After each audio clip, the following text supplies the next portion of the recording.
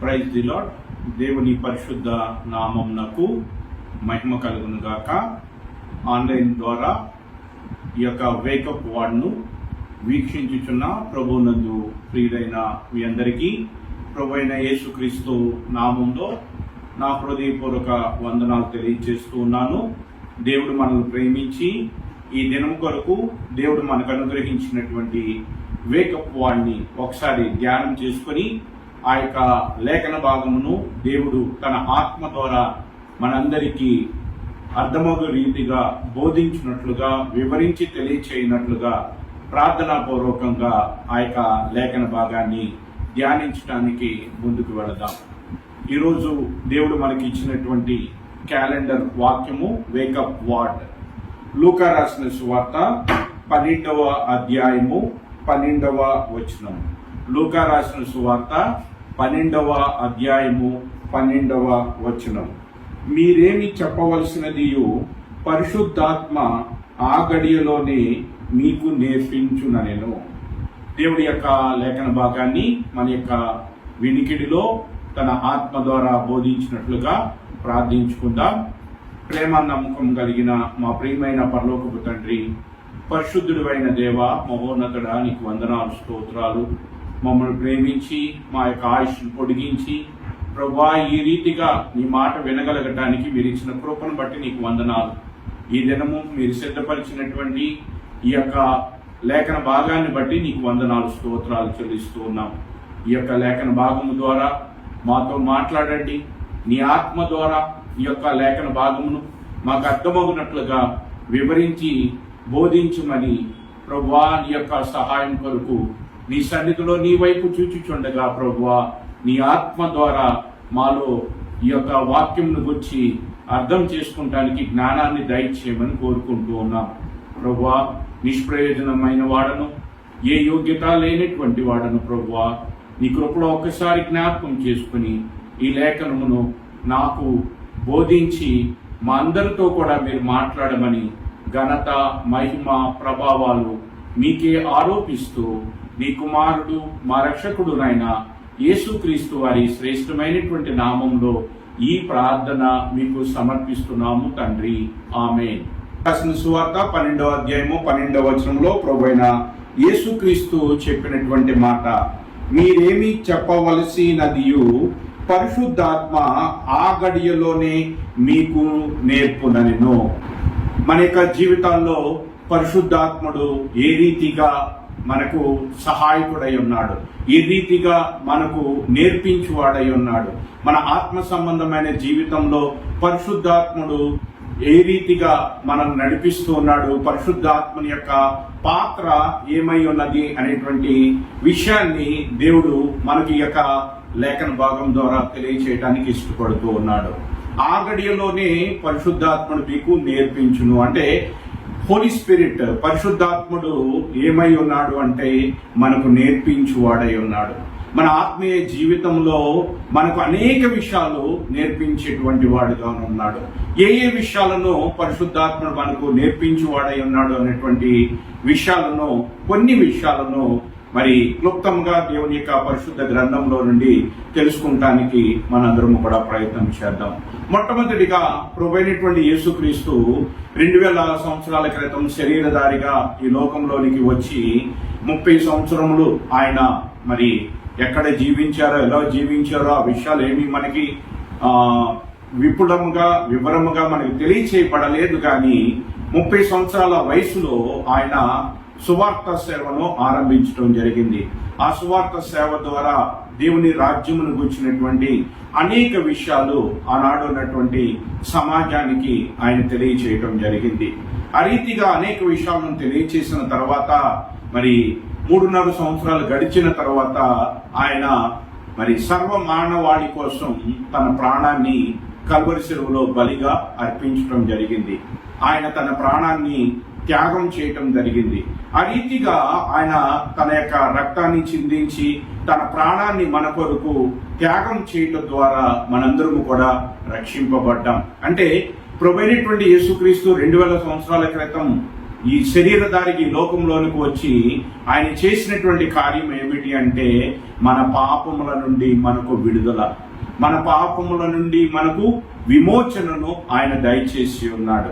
అయితే మరి పాపము నుంచి విడుదల పొందిన తర్వాత మనం ఏం చేయాలి, ఎలాగుండాలి అని ప్రభు తెలియచేశాడు అంటే మరి ఒక సందర్భాన్ని ఒకసారి జ్ఞాపకం చేసుకున్నట్లయితే మరి ప్రభు ఏం తెలియచేశాడు అనేటువంటి విషయాన్ని మనం అర్థం చేసుకోవడానికి అవకాశం దొరుకుతోంది. మరి ప్రభు అయినటువంటి యేసుక్రీస్తు శరీరధారిగా సువార్త ప్రకటిస్తూ ఉన్నప్పుడు ఈ లోకంలో మరి అనేక కార్యాలు ఆయన చేయటం జరిగింది. ఒకానొక సందర్భంలో మరి ఒక పాపాత్మురాలు వ్యభిచారమందు పట్టబడినటువంటి ఒక స్త్రీని ప్రభు యొద్దకు తీసుకురావటం జరిగింది. ఆ స్త్రీని ప్రభు యొద్దకు తీసుకుని వచ్చి ఆమెను నిలవబెట్టి అక్కడ ఉన్నటువంటి ధర్మశాస్త్రోపదేశకులు, ప్రధాన యాజకులైనటువంటి వారు ఈ స్త్రీ పాపము చేయుచుండగా, వ్యభిచారము చేయుచుండగా పట్టబడింది కనుక మోషే ధర్మశాస్త్రము ప్రకారము ఈ స్త్రీని రాళ్లతో కొట్టి చంపాలి, అయితే నీవేం చెప్తావో అని ప్రభువైన యేసుక్రీస్తును శోధించాలని అక్కడ ధర్మశాస్త్రోపదేశకులు, ప్రధాన యాజకులైనటువంటి వారు ఆ స్త్రీని ముందు పెట్టి ప్రభువైన యేసుక్రీస్తును శోధించాలని ప్రయత్నం చేశారు. అయితే ఆ సందర్భంలో ప్రభువైనటువంటి యేసుక్రీస్తు చెప్పినటువంటి మాట, మీలో పాపము లేనటువంటి వారెవరో వారు మొట్టమొదటిగా రాయి వేయవచ్చునని చెప్పగానే ఆ మాటను బట్టి చిన్నవారు మొదలుకొని పెద్దవారు వరకు కూడా వారి హృదయంలో పొడవబడినటువంటి వారందరూ కూడా అక్కడ రాళ్లను విడిచి వెళ్ళిపోవటం జరిగింది. అప్పుడు ఆ ఒక స్త్రీనే మిగిలింది, ప్రభు మాత్రమే ఉన్నాడు. అప్పుడు ఆ స్త్రీ ప్రభు దగ్గరికి వచ్చినప్పుడు ప్రభు అన్నటువంటి మాట, అమ్మ ఎవరు నీకు శిక్ష విధింపలేదా అని అడిగినప్పుడు ఆ స్త్రీ అన్నటువంటి మాట, లేదు ప్రభువా, ఎవరు నాకు శిక్ష విధింపలేదు. అయితే ప్రభు అయినటువంటి మాట ఏమిటంటే, నేను కూడా నీకు శిక్ష విధింపను, నీవు ఇంకా పాపము చేయకుండా ఉండమని మరి ఆ యొక్క స్త్రీకి ప్రభు అయిన యేసుక్రీస్తు తెలియచేయటాన్ని మన యోహాను రాసిన సువార్త 8వ అధ్యాయంలో మనం చూడగలం. ఈ యొక్క సందర్భంలో ప్రభు చెప్పినటువంటి మాటను ఒకసారి జ్ఞాపకం చేసుకోవాలి. మొట్టమొదటిగా ఆమె ప్రభు దగ్గరకు తీసుకుని రాబడుతూ ఉన్నప్పుడు ఆమె వ్యభిచారమందు పట్టబడింది, ఒక వ్యభిచారునిగా పిలువబడుతున్నది. ఆమె మీద పాపములు నిలిచి ఉన్నాయి. ఆమె పాపములను బట్టి ఆమె ప్రభు దగ్గరకు తీసుకుని రాబడుతున్నప్పుడు ఒక వ్యభిచారినిగా, ఒక పాపిగా ప్రభు యొద్దకు ఆమె తీసుకుని రాబడింది. మరి ప్రభు దగ్గరకు వచ్చిన తర్వాత ప్రభు అన్నటువంటి మాట ఏమిటంటే, నేను నీకు శిక్ష విధింపును. అంటే అర్థం ఏమిటంటే, ఆమె చేసినటువంటి పాపములను బట్టి ప్రభు శిక్ష విధించడానికి ఆయన ఇష్టపడలేదు. అంటే ఆమె చేసినటువంటి పాపములను ప్రభు క్షమించినట్టుగా మనం ఇక ఈ లేఖన భాగాలను బట్టి మనం అర్థం చేసుకోవచ్చు. అయితే మరి ఆ యొక్క స్త్రీ యొక్క పాపములను ప్రభు అయిన యేసుక్రీస్తు క్షమించాడు. అదే సందర్భంలో ఆయన అన్నటువంటి ఇంకొక మాట ఏమిటి అంటే, నేను నీకు శిక్ష విధింపను, ఇక నుండి నీవు పాపము చేయకుండా నీ జీవితాన్ని కొనసాగించమని ప్రభు అయిన యేసుక్రీస్తు తెలియచేశాడు. అయితే ఇక్కడ ప్రశ్న ఏమిటి అంటే, ప్రభు అయిన యేసుక్రీస్తు దగ్గరకు తీసుకుని రాబడుతూ ఉన్నప్పుడు ఆమె ఒక పాపిక, వ్యభిచారిణిగా ప్రభు అయిన యేసుక్రీస్తు దగ్గరకు తీసుకుని రాబడింది కదా. మరి ప్రభు అయిన యేసుక్రీస్తు వద్ద నుండి ఆమె వెళ్ళేటప్పుడు ఆమె పాపములకు క్షమాపణ పొంది ప్రభు చేత మరి నీతిమంతురాలుగా ఆమె తీర్చబడి వెళుతూ ఉన్నది కదా. మరి ఆమె వెళ్లిపోయిన తర్వాత ఆ తర్వాత జీవితం అంటే ప్రభు చేత క్షమింపబడిన తర్వాత ఆమె జీవితంలో మరలా పాపము చేయకుండా ఉండటము సాధ్యమేనా? ఎలా ఉండగలుగుతుంది? పాపమునకు అలవాటు పడినటువంటి ఆమె మరలా పాపము చేయకుండా ఎలా ఉండగలుగుతుంది? హృదయం అనేటువంటిది మార్పు చెందకుండా, ఆమె యొక్క జీవితంలో హృదయ మార్పిడి జరగకుండా, నూతన సృష్టిగా ఆమె మార్చబడకుండా ఆమె స్వభావం ఎలా మార్చబడుతుంది? ఇక్కడ మనం ఆలోచించవలసినటువంటి విషయం ఏమిటి అంటే, ప్రభువు మన యొక్క పాపములను క్షమించి మనకు కూడా అదే తెలియజేస్తూ ఉన్నాడు. మనము కూడా పాపము చేయవద్దని, ఇక నుంచి పాపము చేయవద్దని మన పాపములను బట్టి ఆయన మనం శిక్షింపగా మన పాపములను క్షమించి మనము ఇక నుంచి పాపము చేయకుండా బ్రతకమని ఆ యొక్క పాపాత్మురాలైనటువంటి స్త్రీకి తెలియచేసినటువంటి రీతిగా మనకు కూడా అదే రీతిగా ప్రభువు తెలియచేస్తూ ఉన్నాడు. అయితే మరి మనము పాపము చేయకుండా ఎలా బ్రతకగలం? మనకి సాధ్యమేనా మన స్వభావాన్ని మార్చుకొని మన యొక్క హృదయంలో ఉన్నటువంటి పాపపు ఆలోచనలు, పాపపు తలంపులు, పాపపు క్రియలను మనం మార్చుకుని మనము పరిశుద్ధంగా బ్రతకటం అనేటువంటిది మనకి సాధ్యమేనా? ప్రభు మనల్ని క్షమించాడు. ప్రభు మన పాపాన్ని క్షమించాడు. మన పాపం నిమిత్తం ఆయన రక్తం చిందించాడు. ఆయన చిందించినటువంటి రక్తము ద్వారా మన పాపంలో క్షమాపణ దొరికింది. అయితే మరి భవిష్యత్తులో మరణము వరకు కూడా మనం నమ్మకంగా ఉంటూ ప్రభు చెప్పినటువంటి రీతిగా పాపము చేయకుండా పరిశుద్ధులుగా మనము ఉండటం అనేటువంటిది మనకు సాధ్యమేనా అంటే దేవుని యొక్క వాక్యం సెలవిస్తుంది అది సాధ్యం కాదు. అది సాధ్యం కాదు కనుకనే ప్రభు అయినటువంటి యేసుక్రీస్తు మరణించి సమాధి చేయబడి మరి సమాధిని జయించి తిరిగి 3వ దినమున లేపబడి పరలోకమునకు వెళ్లి ఆయన పరలోకములో నుండి మనందరి కొరకు ఎవరిని పంపించారు అంటే పరిశుద్ధాత్మ అనేటువంటి వరమును ఆయన పరలోకములో నుండి మనందరికి వరకు ఆయన మరి ఆ యొక్క పరిశుద్ధాత్మను పంపించడం జరిగింది. ఆ పరిశుద్ధాత్ముడు పరలోకంలో నుండి దిగి వచ్చి ఎవరైతే మారు మనసు పాపక్షమాపణ పొందుతారో, ఎవరైతే ప్రభువును బట్టి పరిశుద్ధంగా జీవించాలని ఇష్టపడుతున్నారో, ప్రభు చెప్పినటువంటి రీతిగా ఇక నుంచి నీవు పాపం చేయవద్దు, ఇక నుంచి నీవు పరిశుద్ధంగా బ్రతకమని చెప్పినటువంటి మాటను బట్టి ఎవరైతే పరిశుద్ధంగా ఉండటానికి, ఎవరైతే నీతిగా ఉండటానికి, నీతిమంతులుగా తమ నీతిని నిలబెట్టుకోవాలని ప్రయత్నం చేస్తూ ఉంటారో వారందరిలోనికి పరిశుద్ధాత్ముడు ప్రవేశించి వారిని పాపము చేయకుండా మరి ఆ యొక్క పాపంలో తిరిగి పడిపోకుండా పాపపు ఆలోచనల నుంచి, పాపపు క్రియల నుంచి, పాపపు తలంపుల నుంచి మనల్ని విడిపించి మనలో నూతన స్వభావాన్ని కలగచేసి, నూతన హృదయాన్ని మనకు కలగచేసి, మన యొక్క క్రియలను మార్చి, మన తలంపులను మార్చి, మన యొక్క నడవడికను మార్చి మనలను పరిశుద్ధ జీవితంలో నడిపించటం మరి ఈ యొక్క పరిశుద్ధాత్మను మనకు నేర్పించేటువంటి వాడుగా ఉన్నాడు. ప్రభువైన యేసుక్రీస్తు యొక్క రక్తము ద్వారా మన పాపములకు క్షమాపణ, ఇంతవరకు చేసినటువంటి పాపములకు క్షమాపణ వచ్చింది.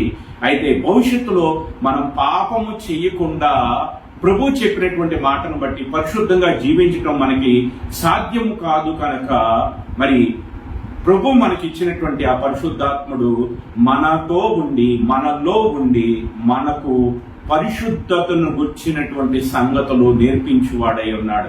పాపము నుంచి పారిపోవటాన్ని నేర్పించేవాడుగా ఉన్నాడు. పాపముతో పోరాడటాన్ని నేర్పించేటువంటి వాడై ఉన్నాడు. పాపాన్ని జయించడం ఎట్లాగో మనకు నేర్పించువాడై ఉన్నాడు. పరిశుద్ధాత్ముడు మన యొక్క జీవితంలో నేర్పించువాడై ఉన్నాడు. ప్రభు అయినటువంటి యేసుక్రీస్తు శరీరధారికి ఈ లోకంలో ఉన్నప్పుడు ఆయన ఇచ్చినటువంటి ఆహ్వానం ఏమిటి అంటే ప్రయాసపడి భారం వహించున్న సమస్తమైన వారులారా నా యొద్దకు రండి, నేను మీకు విశ్రాంతి కలగ చేస్తాను. నేను సాత్వికుడును దీన మనసు కలవాడును కనుక నా యొద్దకు వచ్చి నేర్చుకొనుడి అన్నాడు. ఆయన నేర్పించేటువంటి వాడు. 3.5 సంవత్సరాలు శరీరధారిగా ఈ లోకంలో నుండి అనేకమైనటువంటి విషయాలు మరి శిష్యులకు నేర్పించాడు, జన సమూహానికి నేర్పించాడు. ఆ నేర్పించినటువంటి సంగతులు ఇప్పటికీ కూడా మనకి పరిశుద్ధాత్ముడు నేర్పిస్తూ ఉన్నాడు. ఆ యొక్క మాటలన్నీ కూడా పరిశుద్ధ గ్రంథంలో దేవుని వాక్యముగా మనకు అనుగ్రహించబడి ఉన్నది. ఈ వాక్యము ద్వారా పరిశుద్ధాత్ముడు మనకు అనేక విషయాలు నేర్పిస్తూ ఉన్నాడు. మనము ఏ రీతిగా ఆత్మ సంబంధమైన జీవితంలో ముందుకు వెళ్ళాలి, పరిశుద్ధంగా ఎలా బ్రతకాలి, నీతిగా ఎలా బ్రతకాలి, పాపముని ఎలా ఒప్పుకోవాలి, పాపము నుంచి మనం దూరంగా ఎలా పారిపోవాలి, పాపంతో ఎలా పోరాడాలి, పాపము మనలోనికి ప్రవేశించకుండా ఉండాలంటే మనం ఏం చేయాలి అనేటువంటి విషయాలన్నిటినీ కూడా పరిశుద్ధాత్ముడు మనకు నేర్పించువాడై ఉన్నాడు. ఈ దినము మనకు దేవుడు ఇచ్చినటువంటి లేఖన భాగము, వాక్య భాగము ఏమిటి అంటే లూకా రాసిన సువార్త 12వ అధ్యాయం 12వ వచనములో పరిశుద్ధాత్మ ఆ గడియలోనే మీకు నేర్పించిన, ఆ గడియలోనే అనగా ప్రతి గడియలో కూడా పరిశుద్ధాత్మను మనకు నేర్పించేవాడై ఉన్నాడు. ప్రతి దినము కూడా నేర్పించేటువంటి వాడుగా ఉన్నాడు. పరిశుద్ధాత్ముడు మన యొక్క జీవితంలో, మన అనుదిన జీవితంలో, మన ఆత్మీయ జీవితంలో ఆయన ప్రధాన భూమికను పోషించువాడై ఉన్నాడు. ఆయన యొక్క పాత్ర ఏమిటి అంటే ఎవరైతే ప్రభువుకు లోబడతారో, ఎవరైతే వాక్యానికి లోబడతారో, ఎవరైతే పరిశుద్ధాత్మను కోరుకుంటారో వారందరికీ కూడా ఆయన సహాయము చేయువాడై ఉన్నాడు. మనం యుక్తంగా ప్రార్థన చేయటం మనకు తెలియదు కనుక మనలోకి వచ్చి ప్రభువుకి యోగ్యమైనటువంటి రీతిగా ప్రార్థనను నేర్పించి వాడై ఉన్నాడు. అంతేకాదు మనలో ఉన్నటువంటి పాపమును ఒప్పుకొనటం ఎట్లాగో నేర్పించేటువంటి వాడై ఉన్నాడు. ఈ దేవుని వాక్యమును మనకు బోధించి వాడై ఉన్నాడు. ఈ యొక్క దేవుని వాక్యములో ఉన్నటువంటి లోతైనటువంటి మర్మములను మనకు వివరించి తెలియచేసి మనము సర్వసత్యంలోకి నడిపించి మనకు బోధించి వాడై ఉన్నాడు. ఈ రీతిగా పరిశుద్ధాత్ముడు మనతో ఉంటూ మనలో ఉంటూ మనల్ని దేవుని వైపు నడిపిస్తూ దేవునితో అన్యోన్యమైన సహవాసం కలిగి ఉన్నటువంటి రీతిగా దేవునితో మనకు దగ్గర సంబంధాన్ని కలిగి ఉండటానికి పరిశుద్ధాత్ముడు మనకి కంటికి కనబడకుండా అనేక రీతులుగా తన కార్యములు చేయువాడై ఉన్నాడు. కాబట్టి ఈ యొక్క దినమందు ఈ యొక్క లేఖన భాగము ద్వారా దేవుడు మనకు ఏమని తెలియచేస్తున్నాడంటే అటువంటి పరిశుద్ధాత్మను మనము కలిగి ఉండాలని కోరుకుంటూ ఉన్నాడు. అటువంటి పరిశుద్ధాత్మ ద్వారా దేవుడు తన సంగతులు మనకు నేర్పించాలనుకుంటున్నాడు. పరిశుద్ధాత్మ ద్వారా మనల్ని బలపరచాలనుకుంటున్నాడు. పరిశుద్ధాత్మ ద్వారా యుక్తముగా ప్రార్థన చేయటం నేర్పించాలనుకుంటున్నాడు. పరిశుద్ధాత్మ ద్వారా పాపాన్ని జయించటం నేర్పించాలనుకుంటున్నాడు. ఈ రీతిగా మనల్ని విడవలేటువంటి దేవుడు, యుగ పర్యాంతము సదాకాలము మనకు తోడుగా ఉంటానటువంటి దేవుడు తన యొక్క ఆత్మ ద్వారా, తన పరిశుద్ధాత్మ ద్వారా, తన దత్తపుత్ర ఆత్మ ద్వారా మనలో ఆయన ఎల్లప్పుడూ కూడా నివసిస్తూ మనలను తన పోలికలోనికి, క్రీస్తు స్వరూపంలోనికి ఆయన మార్చువాడై ఉన్నాడు. తన పరిశుద్ధాత్మ ద్వారా మనలో అనేక కార్యాలు దేవుడు చేయువాడై ఉన్నాడు. కాబట్టి ఈ యొక్క లేఖన భాగాలను మనం ఈ యొక్క ఉదయకాల సమయం ఈ లేఖన భాగముల ద్వారా దేవుడు మనకు తెలియచేస్తున్నటువంటి వర్తమానం ఏమిటి అంటే మన జీవితాల్లో పరిశుద్ధాత్ముడు నేర్పించువాడై ఉన్నాడు. ఆయన యొక్క పాత్ర ఏమిటి అంటే ఆయన మనలను అంతము వరకు కూడా నడిపించేవాడు. ఆయన మన కంటికి కనపడ్డు, కానీ మనలో కనిపించే గొప్ప గొప్ప కార్యాలు ఆయన జరిగించేవాడుగా ఉన్నాడు. మనల్ని పరిశుద్ధపరిచి దేవునితో సమాధానపరిచి దేవునితో అన్యోన్యమైన సహవాసాన్ని కలిగి ఉండునట్లుగా పరిశుద్ధాత్ముడు మన జీవితాల్లో ప్రధాన పాత్ర పోషించువాడై ఉన్నాడు. కనుక మన యొక్క అనుదిన జీవితాల్లో మనము ఏ సందర్భంలోనైనా ప్రార్థించేటప్పుడు కానీ, వాక్యం ధ్యానించేటప్పుడు కానీ, ఏ సందర్భంలోనైనా మనం కోరుకోవలసింది ఏమిటి అంటే దేవా నీ పరిశుద్ధాత్మను మాకు దయచేయండి, ఆ పరిశుద్ధాత్మ ద్వారా మాకు నేర్పించండి. దేవుడు అంటున్నాడు తన అడుగు వారికి పరిశుద్ధాత్మని ఎంతో నిశ్చయముగా ఇస్తానని. ఈ పరిశుద్ధాత్మ ద్వారా మనం నేర్చుకోవాలని దేవుడు ఇష్టపడుతూ ఈ యొక్క లేఖన భాగాలను ఈ యొక్క దినం కొరకు దేవుడు మనకు సిద్ధపరిచాడు. కనుక దేవుడు తెలియచేసినటువంటి ఈ మాటను బట్టి, ఈ దినము దేవుడు మనకి ఇచ్చినటువంటి ఈ వాక్య భాగాన్ని బట్టి పరిశుద్ధాత్మను మనం కోరుకుందాం. పరిశుద్ధాత్మ ద్వారా నడిపింపబడటానికి పాపం నుంచి పారిపోయి పాపాన్ని జయించి పరిశుద్ధంగా జీవిస్తూ దేవునికి ఇష్టలుగా ఉండటం ఎట్లో పరిశుద్ధాత్మను ద్వారా మనం నేర్చుకుందాం. దేవుణ్ణి సంతోషపరిచేటువంటి వారుగా, దేవునికి ఘనత తెచ్చేటువంటి వారిగా, దేవునికి మహిమ తెచ్చేటువంటి వారిగా మనందరము కూడా ఉండాలని దేవుడు కోరుకుంటూ ఈ యొక్క మాటలను ఈ దినము దేవుడు మనకు సిద్ధపరిచి ఉన్నాడు. దేవుడు సిద్ధపరిచిన ఈ యొక్క లేఖన భాగాలను ఆధారం చేసుకుని మనము ఈ యొక్క ఆత్మీయ జీవితంలో పరిశుద్ధాత్మ ద్వారా నేర్చుకుంటూ ముందుకు సాగిపోదాం. అట్టి భాగ్యాన్ని దేవుడు ఈ మాటలు వినుచున్న అందరికీ దయచేయునుగాక. అందరికీ కూడా పరిశుద్ధాత్మను సమృద్ధిగా దయచేయునుగాక. ఆమేన్. ప్రార్థించుకుందాం. ప్రేమ నమ్మకం కలిగిన మా ప్రియమైన పరలోకపు తండ్రి, ఈ దినము మా కొరకు సిద్ధపరిచినటువంటి ఈ యొక్క లేఖన భాగాన్ని బట్టి నీకు వందనాలు ప్రభువా.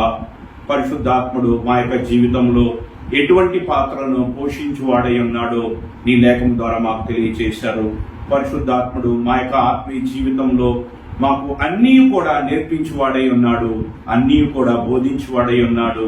అన్ని విషయాల్లో కూడా నిన్ను సంతోషపరచునట్లుగా మమ్మల్ని నడిపించువాడై ఉన్నాడు అన్నటువంటి గొప్ప విషయాన్ని మాకు తెలియచేస్తూ వచ్చారు ప్రభువా. అందుని బట్టి నేను స్తుతిస్తూ ఉన్నాం, ఆరాధిస్తూ ఉన్నాం.